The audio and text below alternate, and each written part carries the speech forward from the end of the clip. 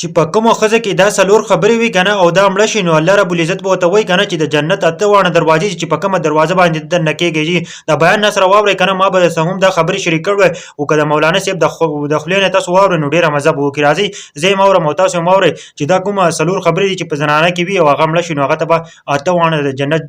دروازې کولاویږي دا بیان نه سره واورئ او د ثواب په نیت د نورو ملګرو سره هم شیر کړئ زه سره بیان شریک کوم ښه واورئ څلور خبرې چې په کومې ښځې کې موجود وي نبي علیه السلام فرمایي چې کله دا مړه شي که نه الله تبارک وتعالی به ورته فرمایي فلتدخلي من ای ابواب الجنة شاءت د جنت په دروازو کې چې د کومه دروازه خوښه ده په هغې دننه شه یوه خاصه دروازه نه چې ته به د روژهدارو لپاره ځان له دروازه ده که نه د هر چا لپاره ذاکرینو لپاره ځان له دروازه ده که نه یوه دروازه ده خو چې کومې ښځه کې دا څلور خبرې موجودې دي تر ټولې دروازې اته واړه دروازې د جنت کولوي چې په کومه ستا خوښه یې په هغې باندې ځه دا کومه ښځه یو پکې هغه چې د کومې ښځې نه څه رضا وي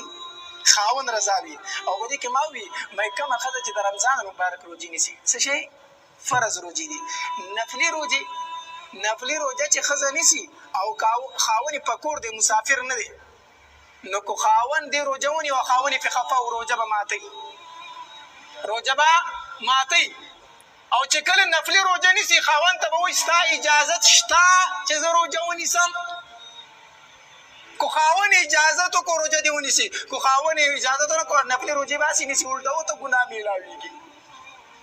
ورته ګناه میلاویږي نفلي روژه کې د خاوند اجازت دا شرط دی او دا یاد وساتئ د ښځې نه به د قیامت په ورځ د ټول نه لومبې تپوس د خاوند کېږي حدیث مبارک کې راځي اول ما تسأل عنه المرأة يوم القيامة عن صلاتها وعن بعلها د ښځې نه د قیامت په ورځ لومبې په حقوق الله کې چې تپوس کېږي د لمونځ به کېږي او په حقوق العباد کې چې ته وینو د خاوند متعلق به کېږي یو ښځه راغله نبي علیه الصلاة والسلام ته فرمایي وایي د الله پاکه پیغمبر په ما باندې د خاوند څه حق شته دی په ما باندې د خاوند څه حق دی نبي علیه الصلاة والسلام وفرمایل فانه جنتک و نارک دا خاوند ستا جنت هم دی او جهنم دی هم دی خاوند نه راځه او جنت ته به ځي خاوند نه خفه او جهنم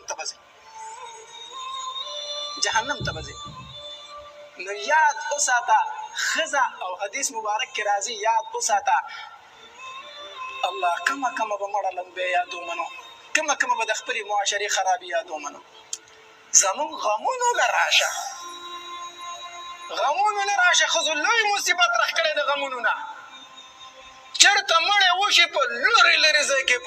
ځای کې د ښځو دا ډلې به چلېږي او یقین وساته دا ښځې چې په لارې کومې ځي دوی چې کوم غیبت کوي که نه یاره یقین وکړه که دوی په مړي اریاني او که دوی په دې وزر اریاني چې تاسو دا ویډیو وکتله د ثواب په نیت باندې دا ویډیو ضرور شیر کړئ دا څلور زنانه چې دي دا څلور خبرې چې په کوم زنانه کې وي نو هغه به د الله پاک به ورته جنت اته واړه دروازې کولاوي نو زما دا ویډیو پیغام د نورو ملګرو سره هم شیر کړئ ډېر ښایسته بیان او مال چې تاسو شریک کړم د ثواب په نیت ضرور شیر کړئ